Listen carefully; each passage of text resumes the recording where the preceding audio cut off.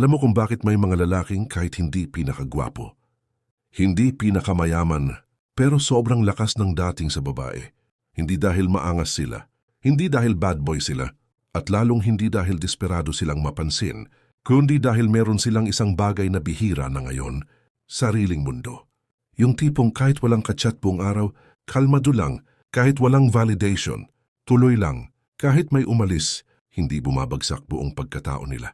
At ang totoo, yan ang klase ng lalaki na madalas hindi makalimutan ng babae. Kasi karamihan ng lalaki ngayon, sobrang available, sobrang eager, sobrang umiikot ang buhay sa atensyon ng babae. Kaya nawawala yung mystery, nawawala yung depth, nawawala yung sense na may sarili siyang direksyon. At kapag naramdaman ng babae na ikaw mismo ang sentro ng buhay mo, doon nagsisimulang lumakas attraction. Hindi dahil nagpapahabol ka, hindi dahil naglalaro ka, kundi dahil ramdam nilang may value ang oras mo. May mission ka. May buhay kang hindi umiikot sa kanila. At ironic, no? Kapag mas hindi mo ginagawang sentro ang babae sa buhay mo, mas lalo kang nagiging attractive. Sa video na ito, pag-uusapan natin bakit mas nakaka-attract ang lalaking may sariling mundo. Paano ito nagwo-work psychologically? Anong klase ng energy ang nafe-feel ng babae?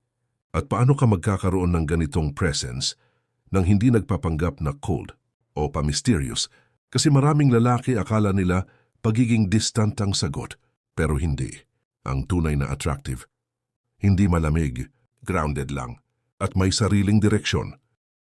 Ang problema sa karamihan ng lalaki ngayon, ang pinakamalaking pagkakamali ng maraming lalaki. Ginagawa nilang project ang babae, imbes na sarili nilang buhay.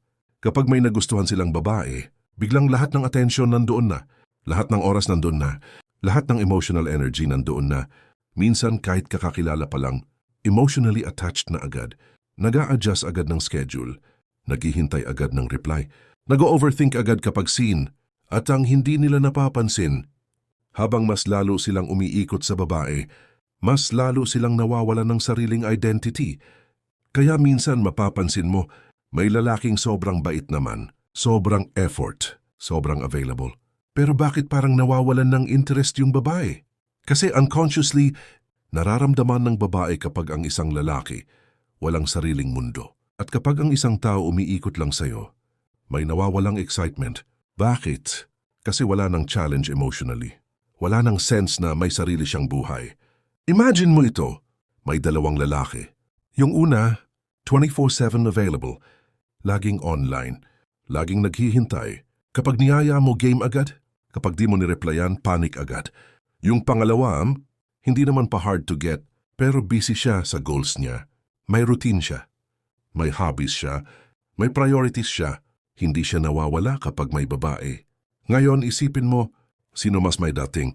Yung unang lalaki nagbibigay ng comfort, pero yung pangalawa nagbibigay ng emotional tension. At sa attraction, mahalaga ang emotional tension, hindi toxic tension, hindi mixed signals, kundi yung feeling na interesting tong taong to, parang hindi siya dependent sa attention ko. At doon nagsisimulang mabuo ang curiosity. Bakit attractive ang lalaking may sariling mundo? Ang lalaking may sariling mundo, may energy na mahirap i-explain pero madaling maramdaman. Hindi siya mukhang uhaw sa validation. Hindi siya madaling makontrol emotionally. At higit sa lahat, hindi siya nawawala sa sarili kapag may dumating na babae. At yan ang bihira ngayon. Kasi maraming lalaki kapag na-in love, biglang nawawala yung discipline, nawawala yung focus, nawawala yung standards. Parang buong mundo nila, umiikot na lang sa relasyon. Pero ang lalaking tunay na attractive, kahit mahal niya ang babae, hindi niya kinakalimutan sarili niya. May sarili pa rin siyang mission. May sarili pa rin siyang growth. May sarili pa rin siyang identity. At psychologically, napaka-safe nito sa babae. Bakit? Kasi ang lalaking may sariling mundo, hindi clingy emotionally, hindi controlling, hindi madaling maubos. Kapag ang lalaki walang sariling buhay, minsan doon nagsisimula ang pagiging possessive. Kasi doon na lang umiikot happiness niya. Pero kapag fulfilled ang lalaki outside relationship, mas kalmado siya magmahal. Mas mature siya, mas stable siya emotionally. At yan ang totoong masculine energy na hinahanap ng maraming babae. Hindi yung maingay, hindi yung alpha kuno sa internet, kundi yung lalaking composed. Tahimik pero may direction, simple lang pero may depth. Yung tipong hindi kailangan magyabang para maramdaman mong may presence siya. Practical example, dalawang uri ng lalaki. Bigyan natin ng realistic example. May dalawang lalaki, parehong interested sa isang babae. Yung una si Mark. Pagkagising pa lang, iniisip na agad yung babae. Kapag hindi nag-reply after 10 minutes, kabado na. Kapag nakita niyang online pero walang reply, overthink agad. Tapos buong araw niya, nakaabang sa notification. Ngayon si Alex naman, interested din siya. Pero may trabaho siyang inaayos. Nagi-gym siya, nag-aaral siya ng skills. May mga kaibigan siyang kasama, may goals siyang binubuo. Kapag hindi nag-reply yung babae, okay lang. Hindi dahil wala siyang pakialam, kundi dahil hindi doon umiikot emotional stability niya. Ngayon, sino sa tingin mo mas may emotional control? Sino mas may confidence? Sino mas mukhang may abundance mindset? Si Alex. At ang nakakatawa, mas relaxed pa siya kausap. Hindi siya trying hard. Hindi siya nagpi-please. Hindi siya naghahabol ng attention. At dahil doon, mas nagiging natural ang attraction.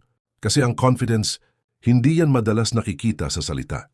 Nakikita yan sa behavior, sa pacing mo, sa reactions mo, sa ability mong maging okay, kahit hindi mo makuha agad gusto mo. Ang pagkakamali ng mga lalaking gustong maging mysterious. Ngayon may problema rin dito. Kasi maraming lalaki narinig lang na attractive ang may sariling mundo. Biglang naging cold, biglang naglaro ng mind games, biglang ng scene, biglang kunwari busy lagi. Hindi yan ang point. Ang tunay na lalaking may sariling mundo, hindi nagpapanggap na unavailable. Talagang fulfilled lang siya sa buhay niya. Magkaiba yon. Kasi ang fake mysterious, ramdam mong calculated. Parang gusto lang magmukhang mataas ang value. Pero ang tunay na grounded na lalaki, hindi niya kailangan magpanggap. Kahit mag-reply siya agad minsan, hindi bumababa value niya. Kasi yung attraction hindi nanggagaling sa delay ng reply. Nanggagaling sa kabuuan ng pagkatao niya, sa confidence niya, sa emotional stability niya, sa consistency niya, sa direksyon niya sa buhay. Maraming lalaki kasi ginagawang technique ang attraction, pero nakakalimutan nilang mas malakas pa rin ang authentic presence. Kaya minsan may lalaki na simple lang, hindi flashy. Hindi mayabang, pero sobrang lakas ng dating. Bakit? Kasi secure siya sa sarili niya. At sobrang rare niyan ngayon. Bakit nakakawala ng attraction ang sobrang paghahabol? May isang bagay na ayaw aminin ng maraming lalaki. Kapag masyado kang naghahabol, unti-unti mong binababa tingin ng babae sa'yo. Hindi dahil masama maging caring, kundi dahil nawawala yung sense na may standards ka rin. Kapag lahat na lang ginagawa mo para lang hindi siya mawala, nagiging obvious na takot ka mawalan. At kapag ang energy mo takot mawalan, madaling mawala ang attraction. Kasi instead na masculine calmness ang nafe-feel, anxiety ang nafe-feel. At ang anxiety, nakakahawa emotionally. Minsan mapapansin mo, may lalaking halos ibigay na lahat. Time, attention, effort, validation. Pero parang lalo pang lumalayo yung babae. Hindi dahil kulang siya magmahal, kundi dahil nawawala yung emotional balance. Ang healthy attraction kasi, may sariling buhay pareho. Hindi yung isa lang ang sentro ng mundo. Kapag may sarili kang mundo, mas nagiging exciting kang tao. Mas marami kang stories. Mas marami kang experiences. Mas marami kang depth. Hindi ka lang jowa material. Nagiging buong tao ka. At yun ang mas tumatagal na attraction. Ano ang hitsura ng lalaking may sariling mundo? Hindi ibig sabihin nito dapat mayaman ka. Hindi ibig sabihin dapat busy CEO ka. Hindi ibig sabihin dapat cold ka. Ang lalaking may sariling mundo. Simple lang. May mga bagay siyang passionate siya. May routine siya. May goals siya. May boundaries siya. At may peace siya kahit walang constant validation. Pwedeng mahilig siya mag-gym, mag-motor, magbasa, mag-business, maglaro, mag-aral ng skills, mag-focus sa career, kahit ano pa yan. Ang importante, hindi lang babae ang source ng happiness niya. At alam mo yung pinaka-attractive part? Kapag ang lalaki fulfilled mag-isa, mas genuine siyang magmahal. Kasi hindi niya ginagamit ang relationship para takasan loneliness. Hindi niya ginagamit ang babae para buuin identity niya. Buong tao na siya bago pa dumating relasyon. Kaya mas healthy magmahal ang ganong lalaki. Mas mature, mas stable, mas kalmado sa conflicts, mas hindi needy. Deep inside, bakit mas na-attract ang babae sa ganitong energy? Ang attraction ng babae, hindi lang nakabase sa itsura, malaking factor ang emotional experience. At ang lalaking may sariling mundo, nagbibigay ng feeling ng stability at excitement at the same time. Stability dahil composed siya, excitement dahil hindi predictable buong buhay niya umiikot sa babae. May sarili siyang direction, may sarili siyang identity. At psychologically, mas attractive ang taong may sariling purpose. Kasi subconsciously, parang sinasabi nito, may value ang buhay ko kahit wala kang approval. At ironically, mas gusto ng tao yung mga taong hindi desperado makuha sila, hindi dahil ego, kundi dahil mas genuine ang dating. Kapag ang lalaki masyadong eager, minsan parang naghahanap siya ng validation. Pero kapag grounded siya, mas nagmumukha siyang emotionally complete. At ang emotionally complete na tao, napaka-rare ngayon. Sa dulo ng lahat, hindi talaga pinaka-attractive ang lalaking pinaka-maingay. Hindi rin pinaka-attractive ang lalaking sobrang naghahabol. Madalas, ang pinaka-hindi makalimutang lalaki, yung may sariling mundo, yung may direksyon, yung kalmado, yung hindi nawawala sa sarili dahil lang may dumating o umalis na tao. At baka ito yung bagay na kailangan marinig ng maraming lalaki ngayon. Hindi mo kailangang habulin ng attention para maging valuable. Mas importante, buuin mo yung buhay na kahit ikaw mismo, proud kang mabuhay doon. Kasi kapag may purpose ka, may discipline ka, may peace ka sa sarili mo. Ibang klase yung dating mo, tahimik, pero malakas. At doon nagsisimula ang tunay na attraction. Kung nagustuhan mo ang klase ng content na ganito, yung may halong psychology, masculinity, self-improvement, at real talk tungkol sa modern relationships, mag-subscribe ka lang dahil marami pa tayong pag-uusapan tungkol sa confidence, attraction, discipline, at kung paano maging mas solid na lalaki sa panahon ngayon.